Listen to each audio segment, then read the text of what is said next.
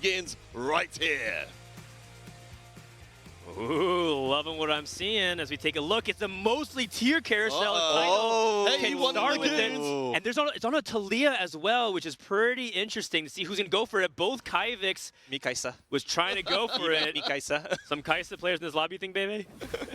All right, so in this situation, you probably want to go for an Econ start with Lagoons or like maybe Shimmer skills. If you're going for a tier crit start, one thing to notice is that there won't be any tank items. So most composition will be very, very squishy. So if you are able to make a good damage line from the beginning of the game, that will be a key factor in maintaining a good like a win streak. That's right, that's right. Or even a higher premium on things that can give you items to start defensively as well.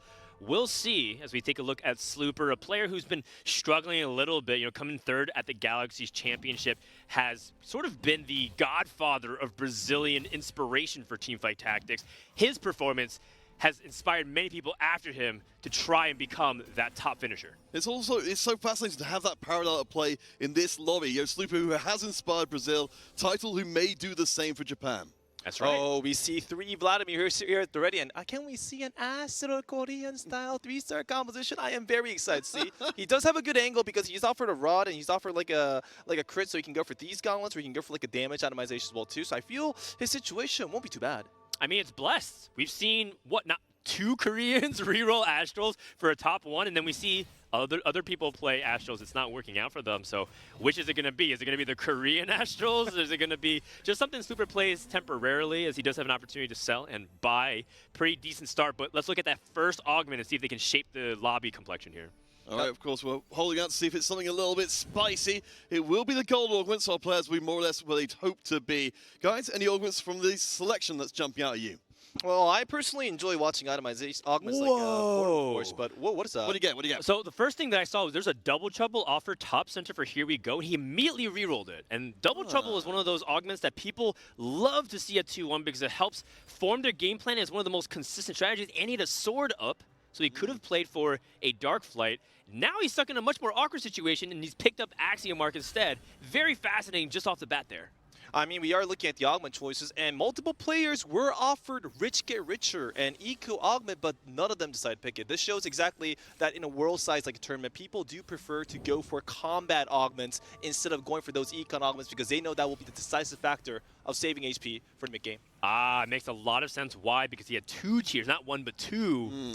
Here We Go goes with the blue buff and says, you know what? Yes, Double Trouble is a broken augment in quotation marks, but it's still important that I stay to my fundamental game plan based off my items, and this makes a lot of sense. A quick reminder of kind of where we stand in the lobby overall, because we already talked about Title doing incredibly well. You mentioned Here We Go, just kind of below them on the standings. There's still a huge chance to see things mixed around. Of course, all that matters directly is our players get into the top 8. It doesn't matter where they finish. It won't give them an advantage in day number 3. But still, there's a lot of movement potential. Lelouch, of course, we mentioned, and Noel in the 30s, so they still got a chance to climb, particularly if they finish highly. I mean, in this lobby, you can see that people are trying to go for these Kaisas with that blue buff, and people are actually starting with Astrals. Now, Astrals, the reason why Astrals can be just as good as Shimmer Skills and Lagoons is because they do have that economic edge. Now, the only downside with Astrals is that once you reroll, you usually reroll down at 4 to find 1 cost 3 stars, but if you fail to find 1 cost 3 stars or plenty amounts of Luxes,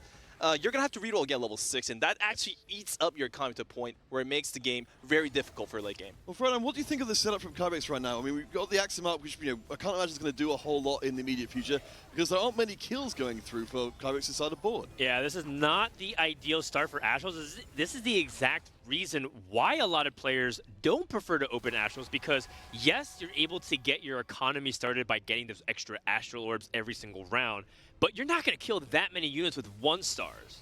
So based off Kaivix's setup, it does look like he is thinking about that reroll strategy in some capacity, but right now his HP bleeding is very much concerning. I mean, I completely agree. Because the Astrals don't save that much HP for the early mid-game, it puts you at a huge HP deficit. People starting with like Kaisa, such as like Dasik, this is the reason why these guys try to force and find Kaisa as fast as possible, because you do save HP. It's completely opposite. You can save HP a lot more, and it's much more stronger, and you can also tempo pressure other people while gaining econ. Another quick reminder, of course, Dasik, you can see down there 23 points, definitely not in contention for fighting it for those top 8, but still looking to try and push themselves up.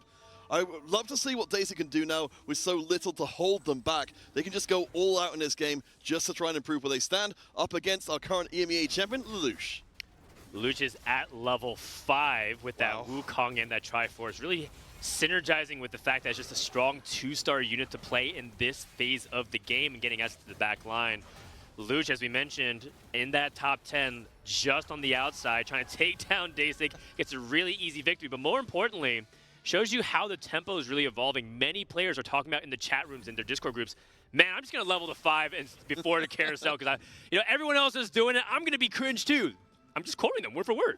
Raising tempo does give you an advantage. It just feels really good to hit people that early. Yeah, and you deal full damage. It just feels really good to have 5 units against 3 little boys, right? And that does a lot of. You would know, baby. I mean, I'm currently very excited for this lobby because we saw a Donkey Kong 2-star. Oh, yeah. We saw a bunch of Astrals. I swear this looks like a Korean lobby, in my opinion. So it does feel very, very familiar. One thing I wanted to point out here as we go for the carousel is we are seeing a lot of tiers and a lot of rods currently in the inventories of our players, not committed as of yet. Oh, 2-star Zach, by the way. Title, we talked about his affinity for Lagoon. Guess what he started? Lagoon Emblem. Has a Morello that he could theoretically slam as well, although that does kind of narrow a little bit of what he could play for. But with Lagoon Emblem already slammed based off his augment, it feels like he has to kind of play this line. Man, I guess this man was blessed to play Lagoons. I swear, if there is a blessing of Lagoons, it's a hero augment necessary, right? There should be a Lagoon hero augment that's just specifically set for title for this point. Well, as I said, we've got the Lagoon spatula in there. We've got Ezreal stacking up the Lagoon stacks. From what I understand, Ezreal's going to be able to really accelerate up that Lagoon count pretty down quick. But one concern that I have is that, like, there are a lot of Kaisas in this lobby, so our fine title won't be able to go for a Kaisa 3-star deck, right? So I'm wondering what deck he's going to go for. Is he really going to go for Psalm, and can that get him a good placement? Yeah, so he's actually been one of the few players in the entire field playing Sohm in half his games so far. Really? That's right, yeah. That works? And he's gotten 2 firsts and a 3rd place, so he's been very consistent. In fact, I don't believe he's ever bought forward with it so far this championship. Oh, this guy's a Psalm master. Wow. Well, I mean, I guess then it opens up the question, if you guys know this specifically for title, what's the difference between a successful Stone player and an unsuccessful Stone player in your views? Well, for one thing, it's starting off with Lagoon. I think a lot of people who try to play Lagoon from an awkward spot because they pivot into it too late, the rewards are curved out for a reason. The when you get your first component is huge. When you're able to get that remover or anything else that you're looking for is very important. So stacking up those Lagoon rewards. The most important thing is being stable on 7. A lot of players try to go to 8 immediately and roll for Sohm and Nyla 2, but a lot of players fail to realize that you sometimes need to roll on 7 as well, and that's exactly where Title is, I think, excelling. I mean, that was a beautiful explanation for Frodan. So what Frodan is trying to say that Lagoons is a win streak composition, and you don't just win streak all the way to level 8 or level 9. You win streak until level 7, and then you roll again to make sure that you don't fall behind on tempo compared to the other players, and then you save up money again for your composition. That's how you play Lagoons. And a strong note as well coming out of this round. Both Slooper and Lelouch are on 100 streaks right now, so they remain undefeated. A lot of money in the bank. It certainly seems like with, actually no, sorry, my apologies. 3 players win streaking. This is a lobby that's really roaring out of the gates. I mean, I'm really sad for Daisy. I swear he always has a bad start when he starts with Kaisa. I feel like Kaisa chooses other players maybe because he has a very beautiful girlfriend. He's already got lucky. He's already got lucky in life, so I guess he's getting unlucky in the game. No one high rolls everything. And Dasik has certainly had his fair share of bad luck. Luck to positioning just to trap the Malphites, make his board slightly weaker to get those Lagoon stacks. But it seems like so many people starting tiers, some people starting blue buff on Kaisa. There's not enough room for everybody. So who's going to stay and who's going to pivot off? I'm fascinated to see how that one ends up coming through. I mean, in terms of late game options, maybe, if we do see players moving away from potentially so much. Oh my! Wow! Oh, what is? That's a Kaisa too. All right, well, let's revise our estimates, perhaps. Man, Daisy's gotta go. His girlfriend is closing her eyes so Daisy can meet with Kaisa temporarily. Okay, so right now, the itemization setup is very decent for the Lagoon composition. I'm not gonna laugh too much about that. He's offered these gauntlets. He has a Nikos. He has a Reforger, so he has many resources to make a composition. He does not necessarily need to go for Kaisa 3-star because in the end, Lagoon is just an eco fest. This is just his build-up process, and I feel he's open to to many more compositions. In the A future. small note just coming into Stage 3. We've got 3 players again who are win streaking, but Lelouch is the only one of those 3 players who has money left in the bank. Of course, we expect players to spend money to keep their win streak going, but Lelouch has got the best of both worlds. Is that another Namzi? Why is Namzi so popular today? Well, Namzi is decent at playing for a consistent placement. Kind of struggles to cap out the board, but if you're able to get ahead enough, you are able to actually cap your board with Aurelion Soul. So that's probably what Kyvix is thinking about right now. Kyvix is also anti-meta. He loves playing things that are different, and Namzi's part of that. Oh, that's beautiful right there. So you're using Namzi as a build-up process to go for Aurelion Soul because they share the same items. All right, let's look into the second augment section of the game. Anything beautiful in particular? Let's see. All right, so we've got a few little spicy ones through there. Of course, our Rich got richer, very much neglected from before. We, of course, most of our players holding on to their rerolls. Now we've got the second goal coming in. We've got a pretty good idea of how powerful the augments will be in this lobby. Wow, Kyvix is a Namzi too. That is huge. Wow. And he's also rolling as well. He's rolling for a bunch of Astrals in the bottom left.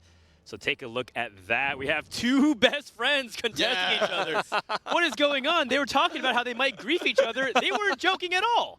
Usually, Chinese teams try to contest units that are different of the same cause, but it seems the US strategists contest the same units, right? You're going for me too. Hold the phone in early Deja. This is Pirates Deja, if I recall correctly. Therefore, yes. Noel can start printing components, and if he's able to get just 1, it'll be worth. He also has 3 items already onto this Deja. Well, this is the thing. You know, Bricks kind of being taken out of the conversation has passed their Deja luck onto the compatriot Noel, who is ready to pick up the slack, still trying to fight to represent the ABA region. Wow.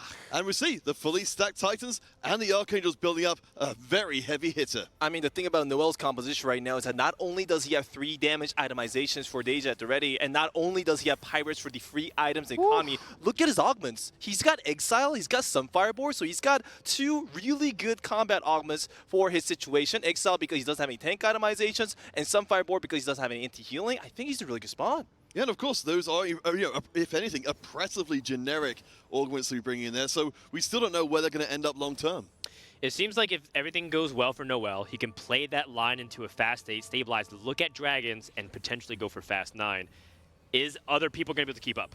Now, this is actually a composition from Super that I want to highlight. I honestly think one of the best comps right now, especially at Worlds as well too, is the Xayah composition. And the reason why I think that is because Xayah compositions, not only do they have a decent like a DPS carry, they're also able to add in Hecarim and Shyvana to the composition. And currently, Super having a 7 full win streak with the Israel composition, taking down the opponents. That's amazing. Just traditionally good tempo. I mean, Ezreal 2 has been kind of a slightly overpowered one cost almost the entire set. Everyone knows how good this unit is, and he's just sticking to the fundamentals. And he also has an early Jace, which is really good for that gear upgrades. Oh, decent economy, decent build-up setup, perfect itemizations, and a good like a base. I am very excited to see what Super Brazil I think might be able to get first or second this game. Yeah, I mean, as I said, you know, Sleeper, definitely an incredibly inspirational figure. Certainly got the ground to make up with, but hopefully we'll get the chance. As I said, you know, we still got a couple of games after this still to go. Pushing a position up is worth a whole lot. Note of, you know, Sleeper win streaking, Noel win streaking as well. The top of the table is still looking very strong. I'm wondering what's going on with Here We Go's board at the moment. Like, I mean, we do want to look at Super's board because he's like having like a fun, but let's see. Here We Go currently has a Namzi with the sword. He's going for a mage comp. He's not really Astrals. I guess it's just a normal like a 5 mage composition. Yeah, just trying to play Namzi as a temporary carry, but he's extremely poor. Yes, he has the ability to potentially win these fights, but his back is against the wall. If he's not able to snap this losing streak, he might not win for the rest of the game. I mean, I just don't see what he's supposed to do at this stage. Does he, like, you know, go to 8 and pray? Is he just praying for Acel right now? No, I think he's going to stay on 7 and try to find Namzi 2 and hopefully stabilize that and play for potentially just not 8th or 7th, maybe go for that 6th place because remember, he's 7th in points. He doesn't have to go for that like top 2. Even if he finishes 5th or 6th, I think that's okay. I mean, there's already Namzi's 2 in the lobby. The odds of him finding Namzi's already low, and look, he's dead broke. Is this going to be end for like a Here We Go? Is there nothing he can do to make a comeback? Yeah, well, he hasn't got the loss streak anymore, so he's going to have to get a whole lot more hurt put out. It's worth noting as well, you know, it's got a pretty good item setup, an augment setup to allow for a very strong late game. Let's see what Lelouch has got for us here. We are seeing, of course, the Bonky Kong from before. Great item holder. I'm sensing perhaps we might have a little bit of Siphon on our hands. Items. Well, this is a really, really beautiful setup for Siphon Show. He currently has, as you can see, 6 damage itemizations already at the ready. He has IE, Hannah Justice, and Trinity Force because those 3 do give crit value. So whether he picks like a Siphon, whether he picks Shoyu to give these itemizations, they will pack a huge punch. Well, Frodo, we did see the JCOU before. Getting contested ended up being a top 4 comp. For Lelouch, as we noted, they are a player just outside of the top 8. Do you like this comp for them, or is it too conservative? I think it's good, especially because other people aren't contested and his HP is in a good spot. He's level 750 gold, so he's actually quite rich. If he's able to get this win against Here We Go, but he's going to take down the Namzi with so many small units of life, he's able to deal even big damage. If all these units survive, that's massive damage going the other way for Here We Go. Oh my god. Full damage. Now that was terrifying right there, and we're actually seeing a lot of monkeys do a lot of show for sure. And wow, big damage here done to Kivix as well too. With the, is that a Lux restart right on Kivix's board? Wow. Oh, wow, yeah, that's really Yo, when nice. did he get this online? Did anyone catch that? Andy. This is Andy we're looking at. You're confusing your USA player. Sorry. Apologies. All good. I looked at the wrong board. Apologies. But it's worth noting that both him and Kyvix were on similar lines, and this is a very fast +3 with a +1 mage and one of the strongest augments you can possibly get for this line, which is Essence Theft. Essence Theft. So now you have that mana source. You can go triple items without reservation and have this Lux snipe all those backline carries. Wow, and like the only thing that's bad about this composition with Astrals is that he doesn't really have much of a front line, but he does have the mage augments and mage itemizations already. That is a huge advantage in completing this comp, especially since he does have economy with a full win streak. Yeah, that win streak keeping them afloat for the time being. Amdi, the only player currently win streaking, should be moving things up. Slooper still remains up the top of the Lelouch, just above them. From what we see as we check across with Slooper, we do have a very early arrival of a very familiar friend, Bard, who will be pumping out those extra little percentage points to get Slooper towards the end game board. Yeah, going against Kyvix, who does have the 3-item Namzi. This is the setup that Kyvix is looking for. And Xayah is very fragile, so if it aims in the back line, Xayah almost got one shot, but here comes the second cast. Okay. And this is a bad spot for Slooper. He does not want to take this much damage, or rather the loss was bad, but his HP count is so high he can afford to take this damage. I mean, right now Slooper's situation isn't really too bad, thankfully, because he did have a full win streak with that Israel 2-star build-up. He's just, this is actually the point of the game where Xayah comp's the weakest, because since the composition is so expensive and so upgrade focused, he will have to take damage for 6. What is that? We just see pressing attacks sneaking through there, so a very tempting option. It's an all-gold lobby. Anything else grabbing you, Frodam? I see Cybernetic Uplink 2 for Lagoon. Title is rolling in the top left. Keep your eye on that if you want to see if he's able to transition that Lagoon comp successfully. Meanwhile, I'm also looking at some of these other mage players. Kyvix took Essence Theft as well, so he has Essence Theft Namzi to join Amdi. These two really are best friends. So you were saying before, Frodam, Essence Theft able to steal mana from the targets. Does this basically replace the need for a mana item at all? I mean, he has, look at the item sources. He has Shojin on the Namzi. His first augment was Axiom Arc, and he has Essence Theft. Baby, is this overkill? Wow, man. I guess this player really, really loves like a Namzi. He made every augment that is perfect for the setup. And it's not just this player. In this lobby, I think multiple players went for like a mages. Not just like a Kivix. Right. I see MD with mages. And I also think Dasik picked mage-related augments too. Yeah, really big damage coming from this Namzi that was started off by the positioning. You saw Kyvix put the Talia where the Namzi was, switched it to the 3rd row. We call that C row. And that's because Namzi is 3 range, so you're able to get that attack immediately, but also bait the Zephyr. And Here We Go was trying to target that, missed it, took big damage. Here We Go is going 8th. Yeah, it's looking like it's going to be very rough indeed. Here we go, way below the rest of the lobby. We'll be trying to pull off every single trick in the book to stay alive. I was actually really impressed with that Namzi. Whoa, NA really know what's up. Wow. One more time. I didn't hear you.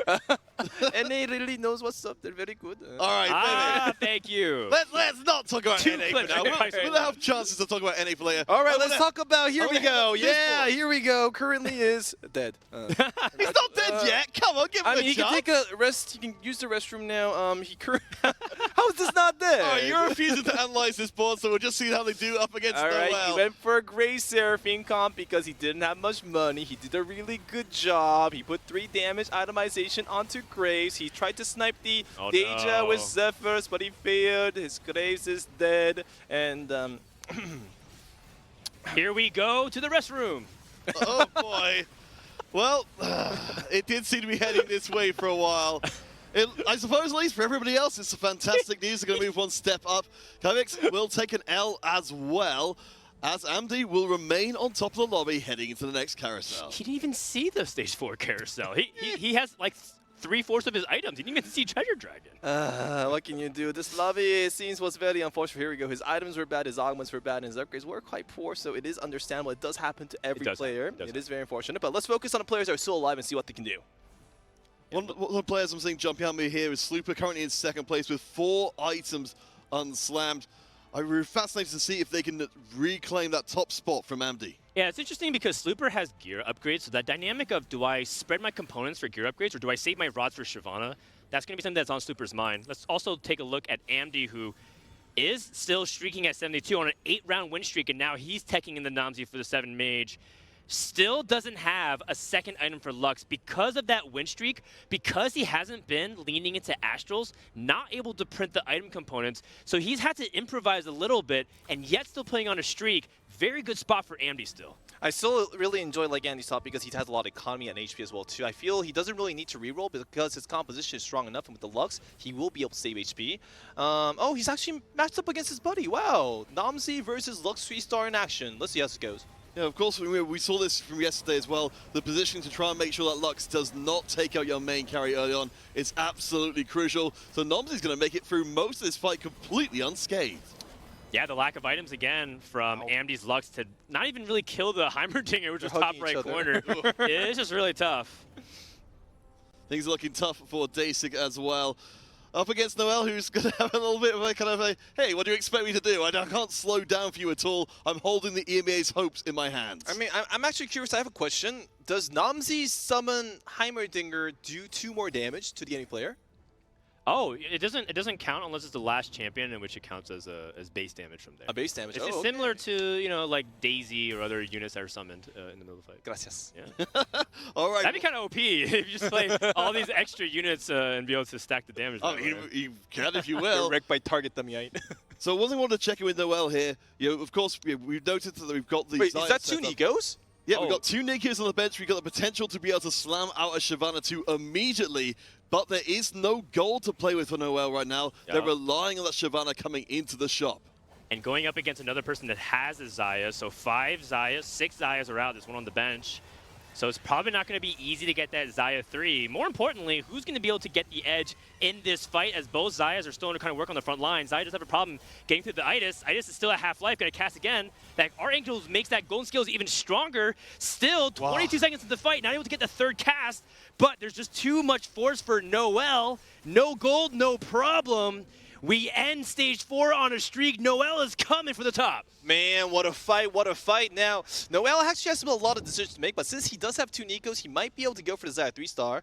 The Radiant itemization is offered as the trove. That's actually really good. Let's see exactly what the players like to pick in this situation. It's really good for people that have 1 or 2 item carries. So for Tidal and Ambi, remember Ambi was stuck on 1 item Lux, it's fantastic. Good. Triple item on your carry, like your Xayah or your Shio Yu Siphon, is really awkward, but Lelouch gets offered Duplicator and Banshees, which he ends up taking, and that's actually pretty good. Did Tidal get 80 gold? Yeah, no, Title took purely gold. Wow. Zoe too! I remember, this used, of course, to be 100 gold, so instead, going to try and bury us in money. Wow. Yeah, Zoe is in the mix. This is looking like a hell of a board. Title making a stream debut and impressing. I mean, this tournament today was just amazing. We see Korea bring these like Astral 3-star composition. We see NA bring this Namzi composition, and we see Tidal bringing this Lagoon composition to work as well too. This is amazing.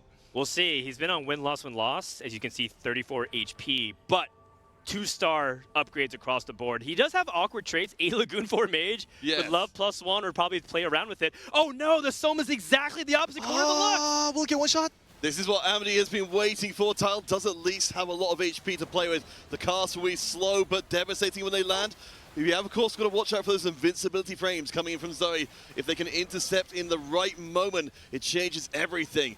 Tornadoes across the bow. The front line stays intact for the moment. Nila is still alive. Wow. The chunk in the damage, and it is enough. Wow. I mean, have you guys seen that 1-star Nilla? I swear that 1-star Yeah. Nilla did so much for that team, and like, wow, it's just so amazing. I think she's definitely one of those sleepy units that can really go unnoticed, but does a ton of work. It's incredible. So I guess this is how the Lagoon composition works. You go for some, and you go for like a Nilla, and you have an 80 AP. Oh my god! What? Yeah! -3 from Noel! The prophecy is fulfilled! Everybody's Noel, watching. You guys Christmas watching every day of the year. He has pretty bad items on Idas, just being very frank. You don't want to be relying on things like Bidge Gem to be a tank on him, but Idas 3 is just so tanky that it doesn't even matter. But I am slightly worried, though, because in the end, it's an Idas 3 and not a Xayah or Hecarim 3-star, right? So it is an invincible tank, but if the enemy managed to figure out a way to kill Xayah, True. then you have no damage. And Nila is one of those units, but she's not on the right side. Her Apotheos is now targeting the Varus, but she gets the shield resets. But think about the shield, the global shield that Idas gets that's stronger. It's scaling full health Idas. How do you actually take this down? The Xayah is getting infinite time to rack up full attack speed as her Feathers Fly is now attacking the Nila. Nila is going to come down in just a second here. We're about to enter overtime to see whether or not this AP burst is getting What's the done. shield? Nothing Look at that is Nila! dying. Wow. Still worried, baby? That was good. That was good. Yeah, pretty good. Look at those numbers. Thank you very much, Observers, for showing us a cool 42K. Easy peasy every day of the week. Also, Nila healing for 14,000, or rather, she's stealing the shield. She's sealing the shield, Was so she also actually equally is unkillable. Yeah. Yeah. I think in any other situation, you would be like, hey, easy peasy all day long. But Title getting an unpleasant surprise from Noel. So is Noel going to be the winner for this lobby, or is there anybody else that can contest him? So this is actually a situation where Aoshin can actually win, as opposed to Aurelion Sol, because Aoshin can target Xayah first, theoretically, and then work on Idas 3, and Idas can't out-heal in overtime Archangel's Burst from an Aoshin. But I feel like so many people are far away from that, as we see another fight versus a Sohm.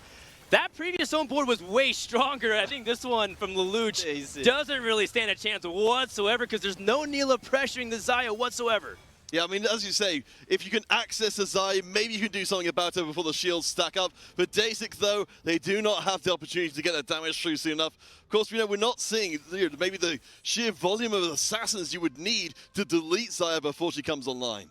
Well, there amongst the carousel itemization, there are some good ones, especially Mystic Spat is offered for free because all the like magic damage. I feel every time I see Dasik, he is offered slightly weaker decks of the same deck of the opponents, and that is a bit unfortunate to watch. But he's not dead yet. He can still raise a few placements. Let's see how the players go. That's part of it, yes, but the other side is you have to give a nod to Noel and Slooper, who says, hey, look, this lobby is 4 tiers. Trying to play any AP comp is going to be really tough.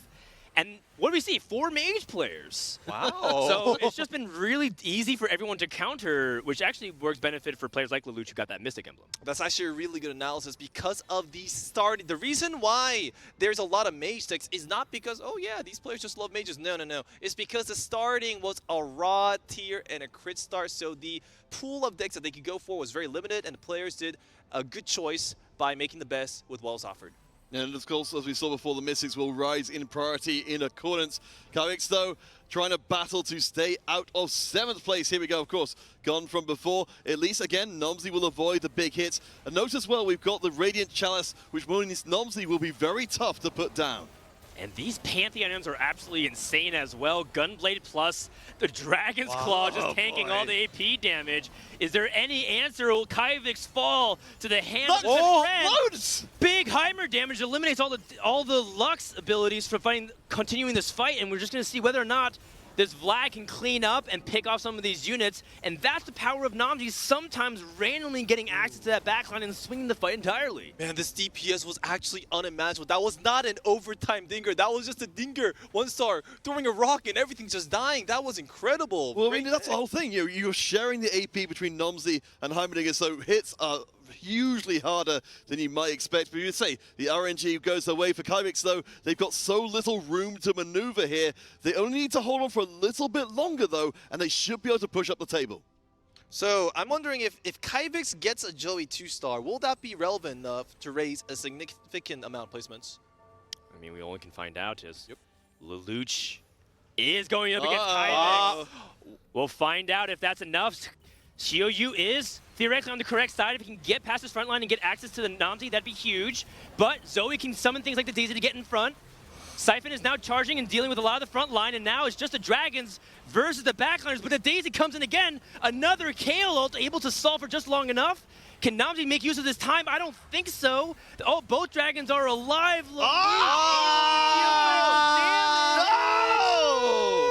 Namzi did so well, and this is why I said that Mystic like a spell was so important for Curzel. Right now, our fine like a Shio UJ player currently has 3 Mystics and a Soraka 2-star for healing, so Namzi just cannot take out these huge dragons. And it's not only Kybix who exits in that round. Title goes out as well, though ahead of Kybix.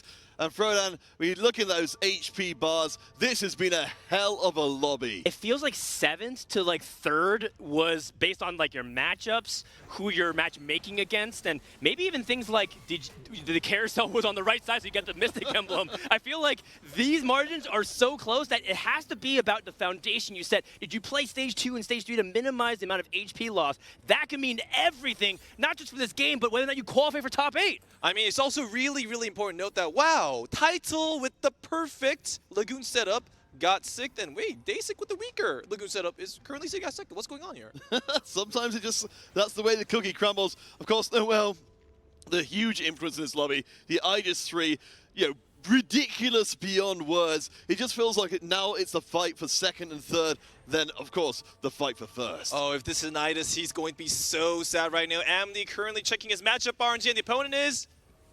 Noel. Oh, that's going to be so hard. But Lux could theoretically be one of these carries that snipes, design the back line. If he's able to work on it quickly, maybe he'll just switch the magic. I think Zai is a bit confident right now with that shield ready. I mean, this time we don't have the Neela to be able to take away the shield. The shot is good. The shield lands as well. Saya is almost gone. That shield could still be taken down. She's vulnerable. Here comes the shot. The Saya gets the shield. She's still alive. Noel will not fall. Wow, and Ida's actually tanking the aggro for the second like a shot as well, too. That was such a close fight.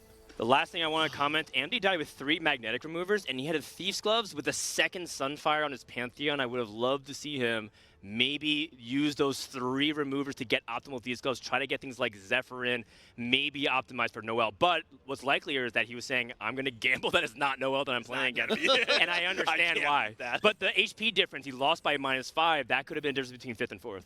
Dasic as well, going to be the next opponent for Noel. We're to the part of the game now. We know what the situation is going to look like. Dasic has done an incredible job of holding on to try and increase her placement against some incredibly good players. Well, I have to say, Dasic did a really good job. He really seemed like he was in a bad spot, managed to hold on. He actually went for Ali and Jewel Golem combo onto the sub. That's probably why he had enough damage to deal with the other players. And he kept on healing with Soraka. And wow, that Zoe has those beautiful... Wow, that DPS output. That is an opponent with 3 Mystics. That's a Jade, Xiaoyu, Siphon tank. That's actually getting She's down. coming. Burst it, burst it. Wow! Exacties. Oh! Wow, so Dasic one step away. Of course, this is the immovable object, but maybe, just maybe, and you called for the Zoe too, and she has arrived. We're going into the end game, and it will be explosive. Now, this is Dasic's spite in the limelight. If he wins this, it's not an issue of the tournament. He will be able to make himself a fantastic player that's shown really good moves. I mean, theoretically, if Dasic goes 1-1-1, he'll have 57 points, which puts him in that cutoff range. We could potentially be seeing the beginning of the most miraculous comeback possible in TFT. I mean, Dasic has been fighting from the very edge for a while, up against just such a ridiculous board. Of course, once more, we'll keep our eye out for that Sire and see if the damage will be forthcoming. It's not targeting that Xayah. This is generally going to be really tough. Even if it targets Xayah. It's true. I just don't think we have enough damage to deal with this Itis. But the good news is I don't think he's dead, so theoretically could find a way to get this done. Did he kill enough units? That smile on Dai's face, like, yeah. Yeah, I mean, come on. I think the resignation. Honestly, I think Daisy is ecstatic to have been made at this point. He's very, very taciturn player. Doesn't tend to get too big in their expressions, but you know that just to get to this point at all is an incredible achievement. I honestly would sell my entire board, and I would just go for a bunch of assassins. Yep. One tank, maybe a bunch of Nillas. Let's see if we can find some Nillas. Sure, I think that's the only way to beat that like guy to 3-star. I think he just needs to get as much Nillas as possible and just itemize them all. And maybe with ours you can win that. Yeah, it's just really tough because like there's now other sources of damage. We have a Shyvana, for example, and you just rack up the guild stats. It's gonna be really hard to deal with this board.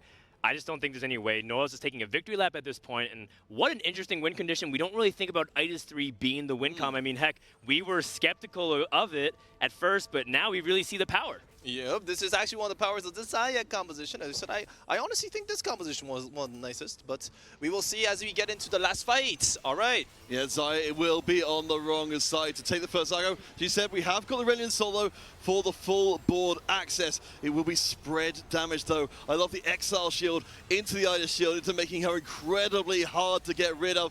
A-Soul will be taken to pieces, and this has been the game for Noel to take the flag of the EME region and throw it up in the sky. We still stand a chance. GG, good game. Wow, an incredible game by Noel. Remember, he was the player that got that Deja Pirates early. We talked about it's how you utilize things like that early Deja. It doesn't mean that you just stay on Deja and try to